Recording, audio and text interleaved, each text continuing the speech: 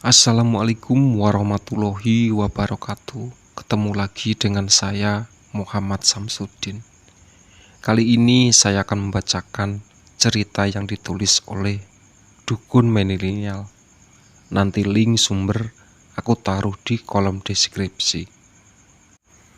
Sebelum masuk ke ceritanya, jangan lupa subscribe dulu ke channel ini agar aku makin bersemangat membacakan kisah-kisah horor untuk kalian semua.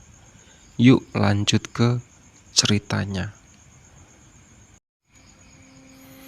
Kali ini saya dapat izin menceritakan cerita yang sangat rapi dan detail, serta mengandung unsur mistis dan budaya Nusantara seputar Trah Ngadirejo. Merupakan trah yang sangat dihormati dan disegani oleh beberapa sepuh spiritual dan budayawan di Nusantara. Karena Suwargi Eyang Ngadirejo sendiri merupakan salah satu pendiri dari beberapa komunitas spiritual dan pendiri sekte kuno yang ada di Nusantara. Kisah ini bermula dari Trah Ngadirejo ke-8. Konon menurut jangka, jika melewati trah yang ke-7, pasti akan ada saja gonjang-ganjing dan bala bencana, baik dari dalam maupun dari luar, yang fatalnya biasanya berasal dari dalam. Cerita ini berawal dari tahun 1990 dan berlangsung hingga sekarang, dan peristiwa ini terjadi setelah berpulangnya Suwargi Eyang Ngadirejo ke-8 pada tahun 1987. Eyang merupakan sosok yang misterius, penuh tanda tanya, dan tidak banyak bicara. Bahkan urusan klinik dan kenalan-kenalan beliau yang merupakan pengede pada tahun itu pun beliau tutup rapat. Karena beliau memilih untuk fokus membuka toko kain di wilayah Pasar Barue. Sedangkan Eyang Putri lebih fokus ke wedding organizer dan cateringnya yang sangat laris pada masa itu, yang bahkan konon pengantin yang diriris Eyang Putri mangklinginya luar biasa. Karena Eyang menggunakan make up khusus yang sudah diritualkan. Bahkan Suwargi Eyang Putri selalu berpuasa atau lelaku ketika akan mantenan. Klien beliau salah satu artis sepuh ternama di ibu kota. Eyang Putri yang masih merupakan keturunan priyayi dari Eyang Ngadirejo yang juga keturunan peranakan, merupakan pasangan suami istri yang disegani. Bahkan nama beliau berdua hingga sekarang pun masih mempunyai kesan mendalam bagi mereka orang, terutama penganut spiritual, pengobatan alternatif, beberapa budayawan, dan juga sesepuh agama pengayat. Ya, sedasat itu nama beliau berdua. Bahkan cucunya pun yang diberi warisan tentang ilmu kebatinan, beliau hanya 2 orang. Sisanya hanya ketempelan atau lain-lain. Tapi seiringnya berjalan waktu, ternyata Eyang Kakung memberikan pesan kepada temannya bahwa kunci trah ada pada cucu pertama dari anak laki-laki satu-satunya. Disinilah babak awal hancurnya Trah Ngadirejo. Pertumpahan darah tiada henti, karma berlanjut dan berlangsung hingga detik ini ketika saya menceritakan ini. Suwargi Eyang mempunyai banyak anak, tapi hanya mempunyai 2 anak laki-laki, di mana 2 anak laki-laki itu mempunyai sifat yang sangat bertolak belakang. Dari dulu Suwargi Eyang selalu berpesan bahwa tidak boleh mencari tahu silsilan yang gelar apapun yang berbau trah. Namun nampaknya pesan Eyang ini menjadi awal malapetaka. Perpecahan mulai terjadi, perebutan terah dan pemegang kunci mulai terjadi. Bahkan banyak pengakuan mulai muncul ke permukaan. Perasaan jumawa dan jawara justru timbul dari menantu Eyang yang notabene laki-laki semua. Padahal Eyang sudah menitipkan pesan bahwa pemegang kunci terah adalah cucu pertama dari laki-laki pertamanya. Namun tidak ada satupun yang mengindahkan hal itu, mengingat bahwa semua haus kekuasaan, kejayaan dan kedikdayaan hingga suatu hari sepeninggalnya Eyang Kakung, Eyang Putri memanggil semua anak-anak dan cucu-cucunya untuk berkumpul. Mas, Mbak, kalian kan sudah dewasa. Ibu pengen kalian lebih dewasa dalam menyikapi setiap permasalahan, tidak saling berdebat atau lari ke hal-hal yang dilarang kalian. Kan masih turunan priai, jadi jaga sikap kalian. Jangan sampai keblinger karena bapak sudah nggak ada dan ibu rasa kalian semua sudah dewasa, sudah bisa mikir mana yang baik dan buruk. Jangan sampai bikin trah, kata Eyang Putri. Nggih, jawab kami semua kompak. Eyang Putri merupakan salah satunya orang yang kami segani setelah berpulangnya Eyang Kakung. Bahkan beberapa tradisi peninggalan Eyang sampai sekarang masih saya lakukan.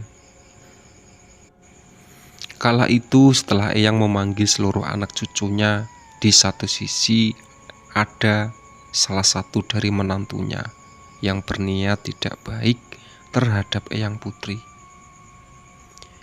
Ibu sare saja, sisanya biar kami yang beresin, ucap Budi Ros, anak kedua Eyang. Iya Bu, ibu sari dulu, jangan dipaksa, kata Pak Diros. Enggak, aku ndak apa-apa, cuma sedikit lelah karena masak seharian. Maklum, aku sudah mulai tua, sedangkan semua aku yang urus, kata Eyang. Lalu, gunanya kami di sini apa Bu, kalau bukan membantu ibu?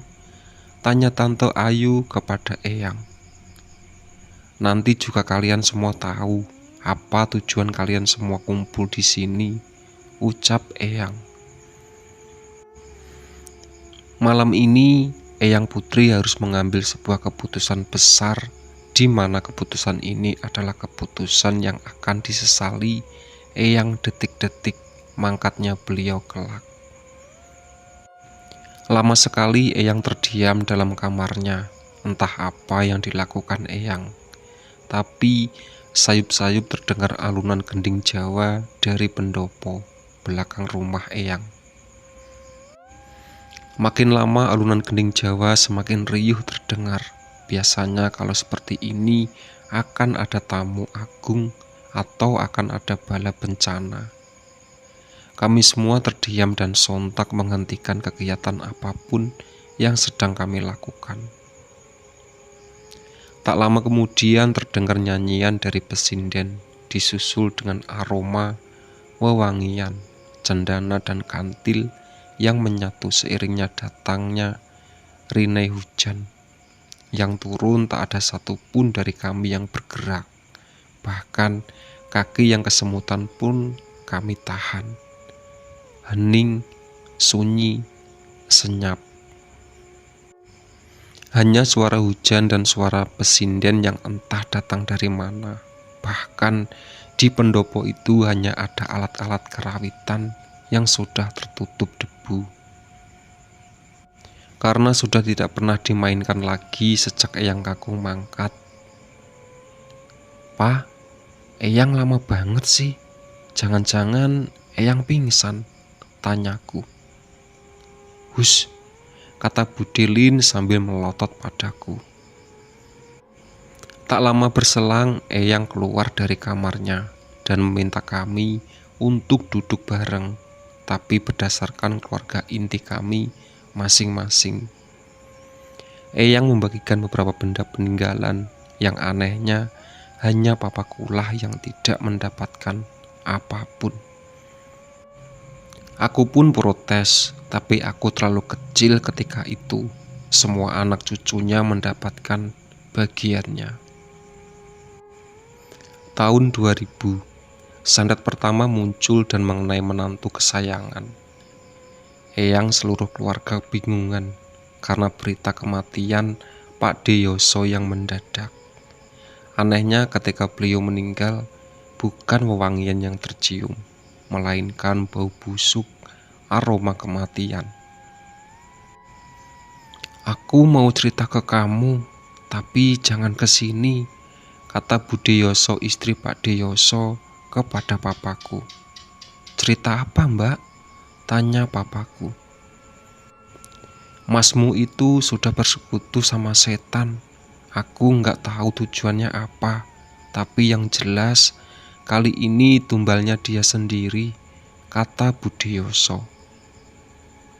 "Gimana ceritanya, Mbak?" tanya papa. "Aku belum tahu gimana cerita aslinya.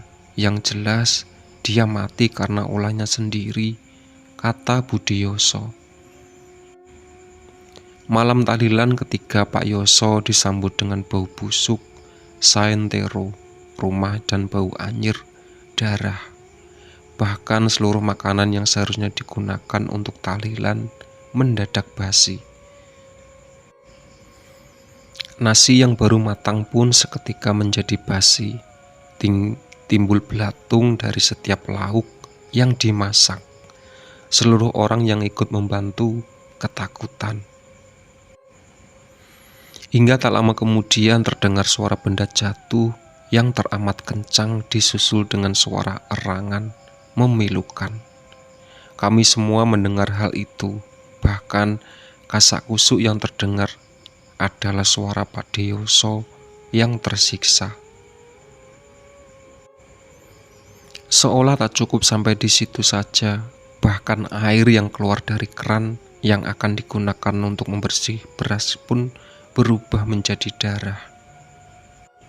Tidak hanya campuran air dan darah, melainkan memang darah yang mengalir. Jika kalian mengira itu berakhir, nyatanya tidak. Daging yang akan dimasak berubah menjadi gumpalan-gumpalan daging yang bercampur nanah. Seolah kurang, bahkan ayam segar yang dibeli semua berubah menjadi ayam tiren. Tahlilan 3 harian itu berubah menjadi kepiluan dan malu. Aku melihat Eyang berjalan tanpa alas mengelilingi rumah Budi. Eyang mengajak cucu kesayangannya untuk membantu, dan semua cucu Eyang turut andil kecuali aku. Karena aku bawa sial menurut Eyang. Memang setelah itu semua berjalan lancar dan baik sebagai mestinya. Semua kembali normal walaupun masih nampak kengerian dari air muka para warga yang turut andil pada saat itu. Tapi semua tertutupi karena tidak ingin kena bala. Mungkin dari kalian sudah pernah tahu tentang pocong hitam, pocong putih, pocong abu-abu. Tapi pernahkah kalian dengar tentang pocong hijau atau merah? Konon kabarnya pocong jenis ini merupakan peliharaan orang dengan ilmu hitam, linuwih, di mana masyarakat memilikinya pun tidak gampang. Malam itu setelah acara 3 harian Pak Deyoso, kami semua tertidur berjejer di ruang tengah karena kamar sudah penuh dan tidak ada lagi tempat. Tepat pukul 1 dini hari, sepupuku ikut berteriak. Ternyata dia kerasukan. Di situ hanya aku yang tidak menangis dan tidak panik. Lagian untuk apa panik dan nangis? Toh dia kesurupan karena kesalahannya sendiri. Tak lama setelah ibu disusul sepupu yang lain, mereka kesurupan secara bergantian. Hanya aku yang tidak mengalaminya.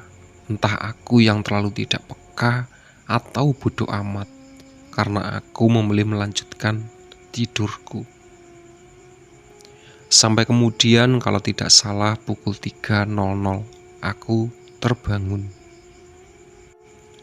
"Ma, itu banyak pocong deh. Ada yang warna hijau tuh di depan. Katanya nyariin Bude Yoso, minta Bude bayar hutangnya." Kataku disambut dengan pelototan banyak orang karena mereka tidak percaya kata-kataku. Akhirnya aku tidak dapat tertidur lagi karena aku merasa bahwa pocong-pocong itu mengawasiku dari luar. Kadang bingung kenapa sih mereka itu bajunya nggak warna yang pink atau polkadot kek, atau mukanya harus banget mukanya rusak dan berbelatung. "Ma, lihat deh, itu loh di bawah pohon belimbing." "Mama, rengekku. "Kamu tuh jangan ngaku-ngaku bisa lihat. Mana bisa kamu lihat kayak gitu. Kamu itu cuma cucu bawa sial. Karena kamu lahir barengan sama Sengkolo. Gara-gara kamu Eyang meninggal. Kalau Eyang nggak meninggal demi kamu, mungkin Eyang masih hidup demi biar kamu bisa lahir nantinya. Makanya Eyang kamu yang berkorban. Bukannya bersyukur udah dilahirin, malah ngomong yang enggak-enggak," kata Budelin. Jujur aku terdiam. Pantas saja Eyang tidak pernah melihatku. Bahkan aku selalu diasingkan. Tidak seperti cucunya yang lain. Mama melihatku dengan tatapan aneh. Aku tahu Mama juga sakit hati mendengarnya.